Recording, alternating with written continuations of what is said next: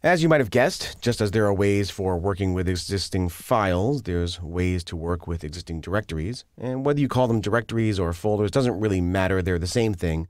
But in the .NET framework, the class is called a directory.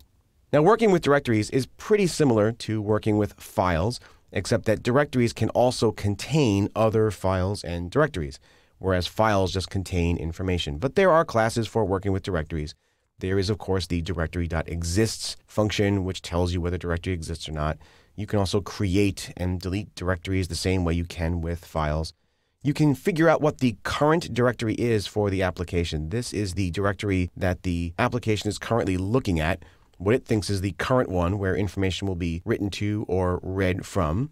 And just like in other directories, they contain other things, so you can get the files and get the directories that are contained within a directory. And just like files, you can move directories around. So let's jump over to the code and exercise some of these functions so we can see how they work. Here I am in my existing dir project, and once again, I've got my snippets file open. So I've scrolled it down to the existing directories part, and I'm going to just copy these first few lines right here. Okay, so this example so far isn't too different than the example we saw for the files case. Right here at the top, I've got a string variable called the path, which I'm using to figure out where the My Documents folder is. And once again, I'm using the special environment class, and I'm calling the getFolder path, which will tell me where the My Documents folder is. And just to show you that there's lots of features on here, I'm going to just hit the little dot here on special folder. And you can see there's a whole bunch of special folders I can get passed to. There's the admin tools, there's common documents. There's things like music and pictures. There's the startup directory. There's the desktop. There's a whole bunch of special paths that you can get access to. I'm just going to go ahead and leave it as My Documents. This will get me the path to the My Documents folder. Then we're going to call the directory.exists function right here on line 16 to see if that directory actually exists or not. And since it's the My Documents folder, I'm pretty sure it's going to exist. So we have an if clause here that says if the directory exists, then write out to the console that it does. Otherwise, write out that it doesn't. So this is a pretty good place to start. Let's go ahead and save and run this in its current form. And you can see that the result is that the directory exists. Okay, so far so good. Let's continue on. Let's go back to the snippets and get some more code. What we're going to do now is use the getFiles function on the directory class to write out the names of the files that are in that directory. So we're going to copy, and we're going to paste that down here. Okay, so let's save, and let's take a look.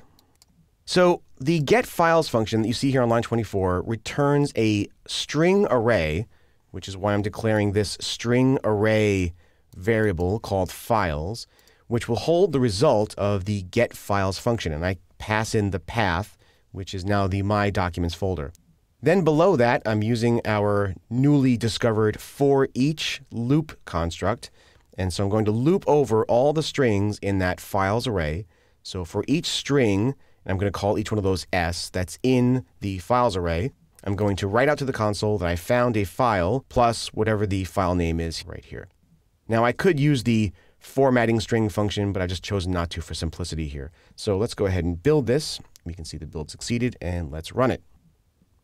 Looks like we found a couple of files in there. We've got a couple of contents of the directory, so that seems to be working.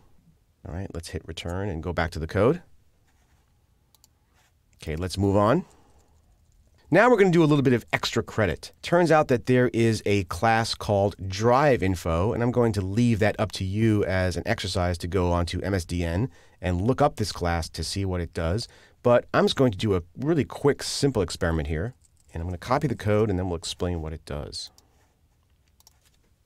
So just like you can work with files and directories, you can also work with disks or other storage devices that are attached to your computer. So what we're going to do here is get information about each one of the disk drives on the computer as long as it is a fixed drive. You'll notice that there are different kinds of drives when you go look up the information about this class. There are things like removable drives and so on and so forth. So what we're going to do is write out that we're getting the drive information. You can see that here on line 32. Then we're going to call here on line 33 the getDrives function. And as a shorthand, we're just going to loop this inside a for each loop. So we're going to get each drive info because the getDrives function comes back with an array of drive info structures. So we're going to say for each drive info D, which is in the array that comes back from getDrives, we're going to execute the code in this loop. And we're going to ask the drive info if the drive type is equal to the drive type.fixed. And like I said earlier, there's all kinds of examples here. If I hit the period, you'll see that there's CD-ROM and fixed and network and so on and so forth. So we're just going to stick with fixed. And we're going to write out the information about each one of the fixed drives. We'll write out its name, how much free space it has, what type it is, and so on. So let's go ahead and save. Let's build. Okay, it works. And now let's run it. Okay, you can see now that we're writing out some information about not just the files, but the drive information. So we seem to have two fixed drives.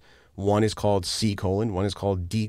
They're both fixed, and they both have a lot of free space. That's how many bytes are free in each one. Okay, that's a quick example for working with directories and drives. Now let's move on and look at some more file information.